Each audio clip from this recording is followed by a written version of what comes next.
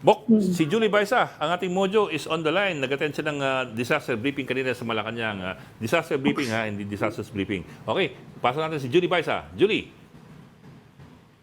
Hi, Yes, Julie. Bok. 10 nga yung reported o napaulat na nasawi sa gitna ng pagtama ng Bagyong Christine. Base yan sa datos ng Office of the Civil Defense. Sabi ni OCD Director Edgar Posadas, yung reported deaths mula yan sa La Union, Quezon, Albay, Naga, Catanduanes at saka Masbate. Siyam naman yung nawawala habang 2 yung injured o nasugatan.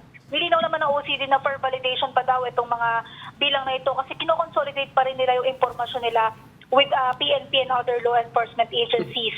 Pagdating naman sa rescue ops, may parating daw na reinforcement from Southern Luzon. May air assets din daw tayo na naka-prepositions. 17 air assets yan na nasa Villamor at saka sa Cebu. Kapag gumanda-ganda daw yung lagay ng panahon, papupuntahin na rin yan sa Bicol para makatulong sa pamamigay ng assistance. Sa panig naman ng DSWD, tiniyak nila na may food packs daw na naka-preposition na buong taon daw kasi yan, naka-preposition na sa iba't ibang lugar sa bansa dahil direktiba ni Pangulong Bongbong Marcos.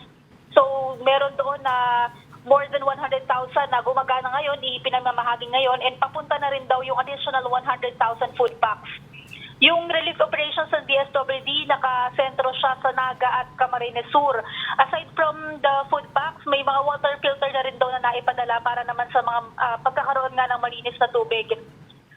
Kanina yung binabanggit nyo, yung sa dam, ang sabi ng NAPOCOR, binabantayan din daw nila yung Binga, ang Buklaw at saka San Roque kasi nasa minimal spilling operation sila. So bukas yung isang gate ng mga dam na yan ng tig 0.5 to 1 meter para hindi masyadong ang malaki yung pinapakawalan tubig pero magkakaroon naman ng sapat na reservoir yung yung dam sakaling madaanan ng bagyo.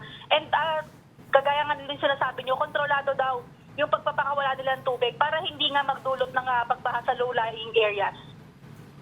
Okay. Julie, teka, quick question lang kasi so far ang narinig natin mga reports are coming from Bicol Region na dalawang araw din dinilubyo. Pero yung Northern Luzon, for example, Cagayan, Isabela, and yung Cordilleras, any reports so far kung gaano katindi ang tama ni Christine? Kanina tinanong namin yung Isabela kasi doon na nag-landfall. Ang sabi ng OCD, ang sabi ng mga nasa ground, surprisingly, mas malakas pa yung ulan kahapon kesa nung nagla-landfall. Although hindi naman nila sinasabing mahina pero mas malakas kahapon compare nga sa kagabi hanggang kanina umaga. So, relatively, mas okay daw yung sitwasyon doon. Kaya talagang mas nakatutok sila sa Bicol region. Okay.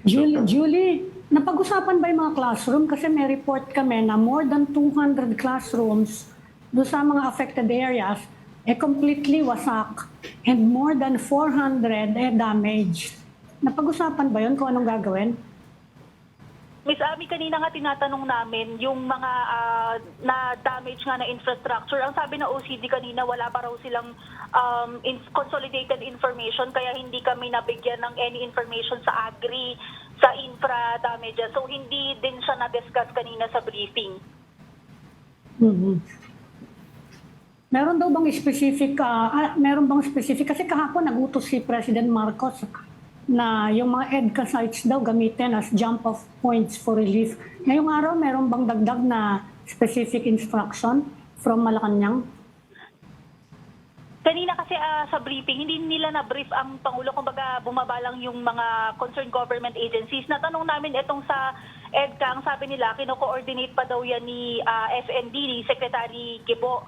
Pero ang nakausap na raw so far is the ambassador ng Singapore, Indonesia, Malaysia, and Brunei. Wala pa naman silang, naghihintay pa rin daw sila ng guidance kung paano nga yung magiging coordination dun sa, gagamitin daw kasi pag airlift itong mga EDCA sites. Hindi pa rin sila nagbibigay, alin specifically yung mga gagamiting sites. Tinanong din namin kanina kung ano ba yung mga hihiling din natin from the US and our partners.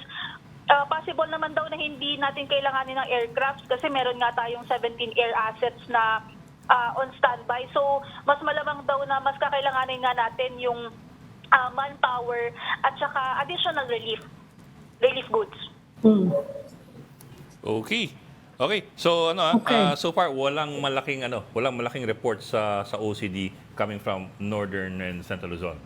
Did I get you right, Julie? So far, wala po. Sige. Pero nakabang tayo dyan. Kasi ang delikado dyan sa, sa Cordillera, yung siyempre landslide. Konting ulan lang Yes. yan, lumalabot yung lupa Mm. Okay, maraming salamat. Julie Okay. Baisa, unless may papol pa, si Tito Ronald. Hindi mo kapagsalita.